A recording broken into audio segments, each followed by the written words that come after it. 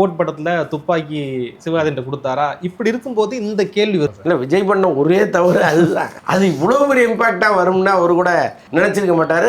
நினச்சிருந்தா ஒருவேளை அந்த காட்சியில் நடிக்க மாட்டான்னு கூட அவர் சொல்லியிருக்கலாம். அதில் வெங்கட் பிரபுனுடைய சுயநலம் தான் அதிகமாக இருந்துச்சு. அவர் எப்படியோ விஜயோடைய மண்டையை கழுவி அந்த காட்சியை வச்சுட்டாரு. அதுக்கு என்னன்னா, சிவகார்த்திகேயனை வச்சு அவர் அடுத்து ஒரு படம் பண்ணுறதுக்கான முயற்சியில் இருந்தார்.